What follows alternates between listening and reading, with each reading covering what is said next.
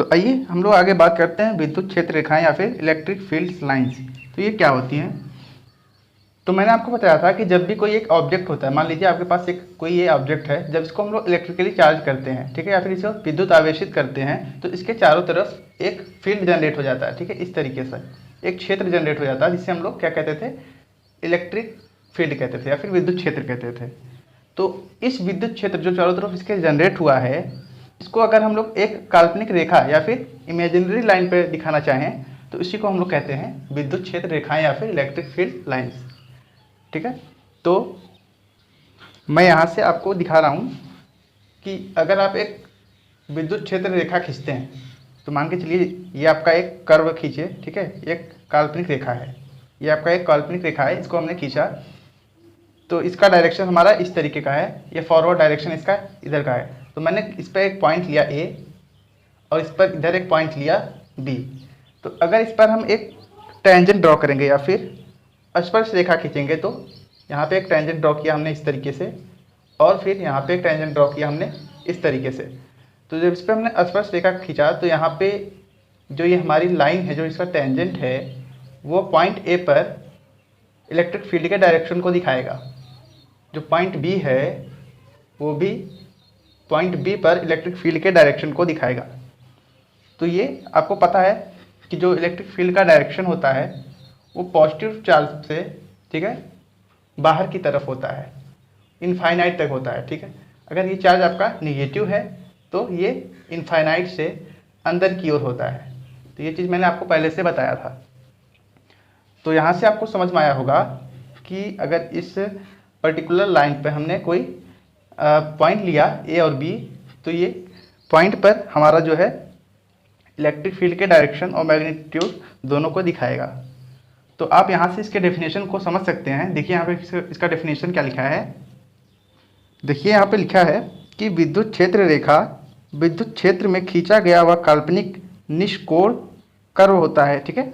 जो निष्कोण कर्व जो हमने यहाँ पे कर्व अभी ड्रा किया था उसी के बारे में बात कर रहा है कि ये हमारा एक काल्पनिक रेखा होता है जिस पर एक स्वतंत्र पृथकित, ठीक है, आइसोलेट एकांक धन स्पर्श रेखा उस बिंदु पर धन आवेश पर लगने वाले क्षेत्र की दिशा को बताती है, ठीक है। तो सेम चीज़ में भी वही लिखा जो हमने आपको बताया था। हम लोग यहाँ से इसके कुछ प्रॉपर्टीज़ जो होती हैं विद्युत क्षेत्र रेखाएं की उसकी बात करेंगे यहाँ पे।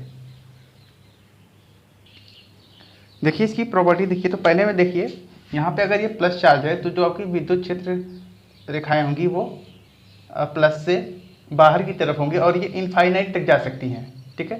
प्लस से आउटवर्ड की तरफ होती हैं और ये इनफाइनाइट तक जा सकती हैं। इसी प्रकार अगर ये माइनस है, चार्ज अगर आपका माइनस है तो ये इनफाइनाइट से माइनस की ओर होती हैं, यानी इनवर्ड की तरफ होती हैं, अंदर की ओर।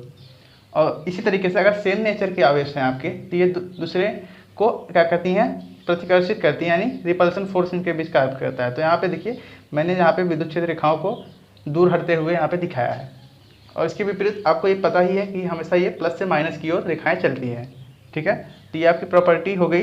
आपकी नेक्स्ट प्रॉपर्टी है, देखिए आपकी जो थर्ड प्रॉपर्टी है वो ये बताती है कि अगर कोई आपका चालक है, ठीक है, अगर कोई चालक है, अगर इसके ऊपर आपका इलेक्ट्रिकल फील्ड है तो वो हमेशा क्या होगा, इसके परपेंडिकुलर होगा, यानी लंबवत होगा, ठीक है। तो यहाँ पे देखिए मान के चलिए ये चालक आपका पॉजिटिव अगर है तो यहाँ पे विद्युत क्षेत्र रेखाएं बाहर की तरफ हैं, ये देख रहे हैं आप लोग, ये बाहर की तरफ हैं और बाहर की तरफ होने के साथ साथ कैसी हैं, इसके ऊपर लंबवत हैं, यानी परपेंडिकुलर हैं, ठीक है। इसके अपोजिट अगर ये चालक आपके पास निगेटिव होता तो इसका डायरेक्शन अंदर की ओर होता, ठीक है। तो इसका डायरेक्शन आपका अंदर की ओर होता। तो ये थर्ड प्रॉपर्टी आपकी हो गई।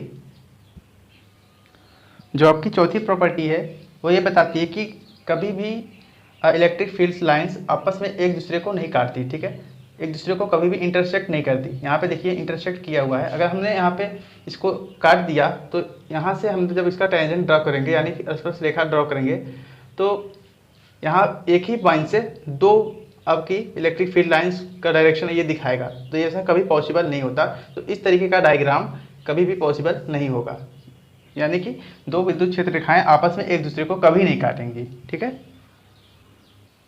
देखिए आपकी पांचवी प्रॉपर्टी जो है वो ये है कि कभी भी विद्युत क्षेत्र रेखाएं एक लूप फॉर्म नहीं करती। लूप मतलब एक बंद आकृति, ऐसा कभी भी नहीं होगा कि विद्युत क्षेत्र रेखाएं प्लस से चलकर माइनस की ओर आकर फिर से मिल जाएं। एक लूप ऐसे क्लोज लूप फॉर्म नहीं कर सकती, ठीक है। तो इस तरीके का डायग्राम कभी भी नहीं बन सकेगा विद्युत क्षेत्र रेखाओं में। तो आपकी ये पांचवी प्रॉपर्टी है।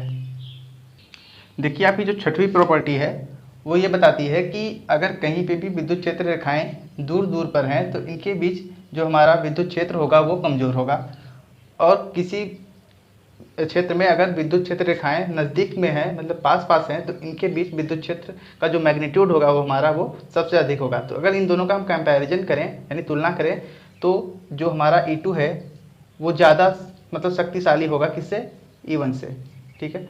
तो यहाँ पे ये बात आपको भी समझनी है। आपकी जो प्रॉपर्टी नंबर 7 है वो ये बताती है कि यूनिफॉर्म और नॉन यूनिफॉर्म इलेक्ट्रिक फील्ड के बारे में। तो यहाँ पे ये बताती है कि अगर इनके जो हमारी चुंबकीय क्षेत्र के जो लाइन होंगी वो एक समान दूरी पे होंगी, ठीक है, इनका डिस्टेंस आपस में समान होगा, तो ऐसे डिस्टेंस वाले लाइंस को बोलेंगे यूनिफॉर्म इलेक्ट्रिक फील्ड, ठीक है। तो इसे हम बोलेंगे uniform electric field.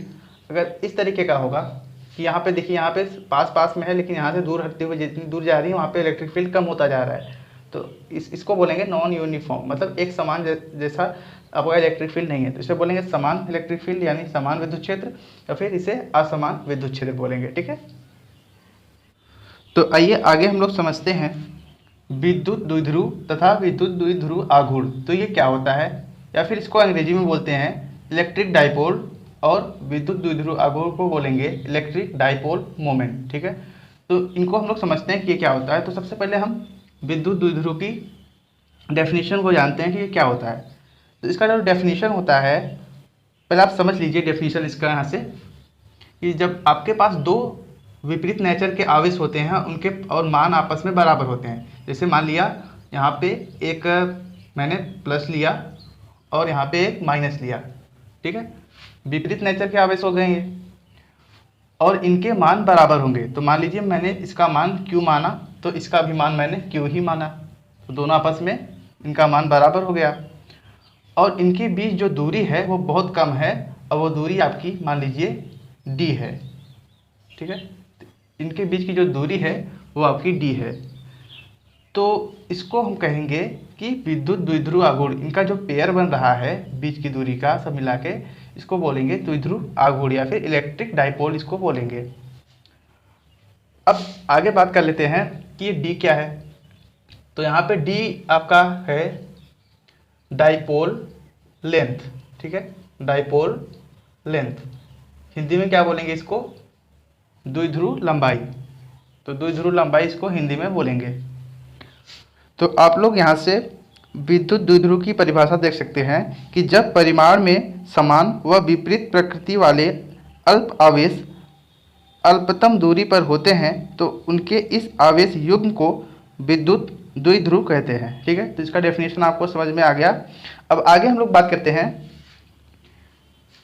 Dipole moment के बारे में, ठीक है।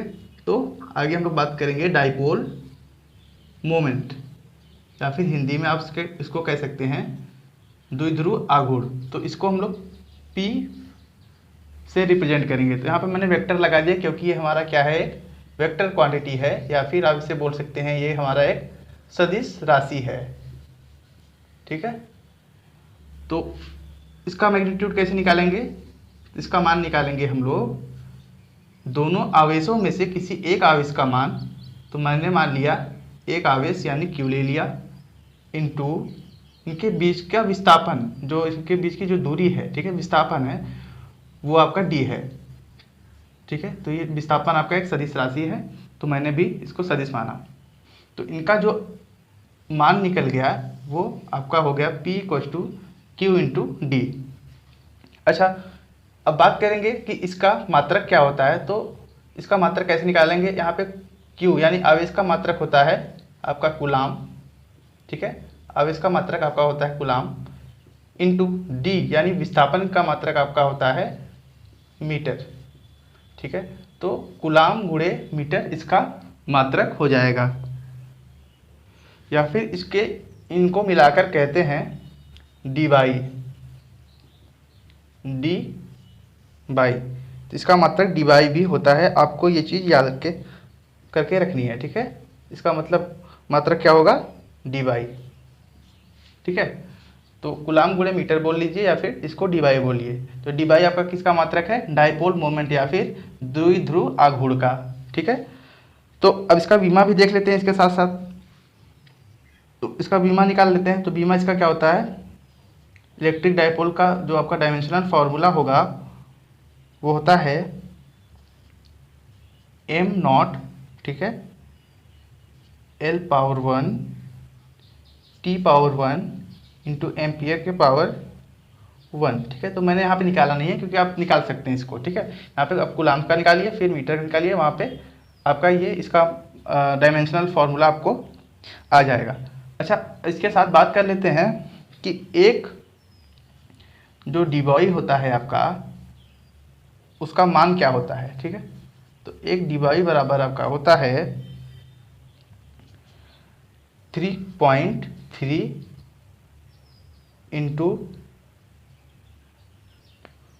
10 की पावर -30। ठीक है, इतना क्या, कूलाम, ठीक है, गुणे मीटर।